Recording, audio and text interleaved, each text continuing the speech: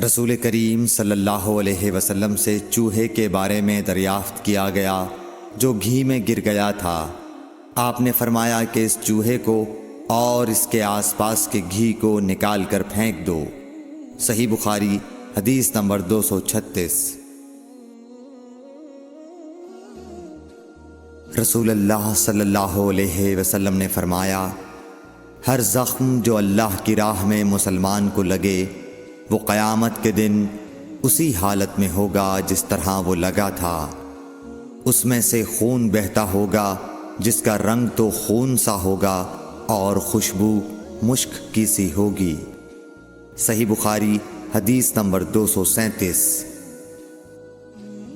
رسول کریم صلی اللہ علیہ وسلم نے فرمایا کہ ہم لوگ دنیا میں پچھلے زمانے میں آئے ہیں مگر آخرت میں سب سے آگے ہیں۔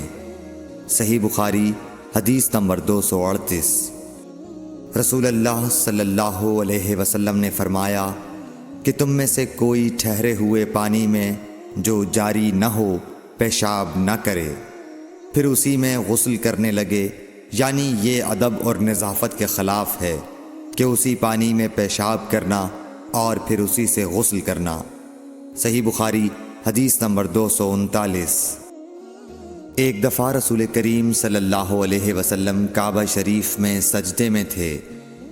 ایک دوسری سند سے رسول اللہ صلی اللہ علیہ وسلم کعبے کے نزدیک نماز پڑھ رہے تھے اور ابو جہل اور اس کے ساتھی بھی وہیں بیٹھے ہوئے تھے۔ تو ان میں سے ایک نے دوسرے سے کہا کہ تم میں سے کوئی شخص ہے جو قبیلے کی جو اونٹنی ذبح ہوئی ہے اس کی اوجڑی اٹھا لائے اور لا کر جب محمد صلی اللہ علیہ وسلم سجدے میں جائیں تو ان کی پیٹھ پر رکھ دے۔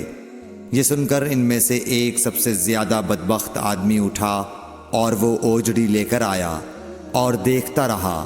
جب آپ نے سجدہ کیا تو اس نے اس اوجڑی کو آپ کے دونوں کندھوں کے درمیان رکھ دیا۔ عبداللہ بن مسعود کہتے ہیں، میں یہ سب کچھ دیکھ رہا تھا مگر کچھ نہ کر سکتا تھا، کاش اس وقت مجھے روکنے کی طاقت ہوتی۔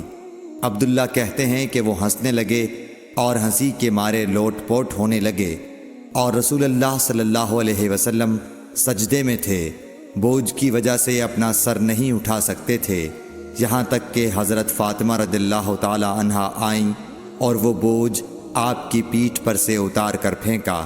تب آپ نے سر اٹھایا، پھر 3 بار فرمایا، یا اللہ تو قریش کو پکڑ لے۔ یہ بات ان کافروں پر بہت بھاری ہوئی کہ آپ نے انہیں بد دعا دی۔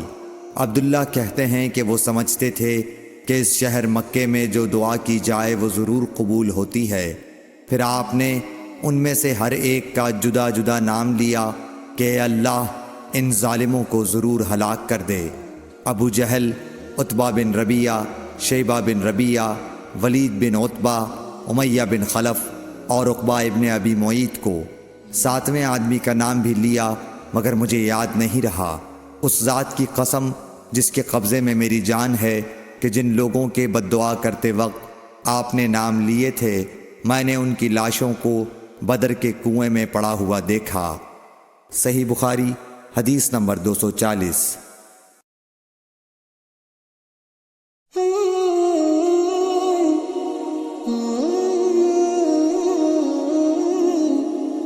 Oh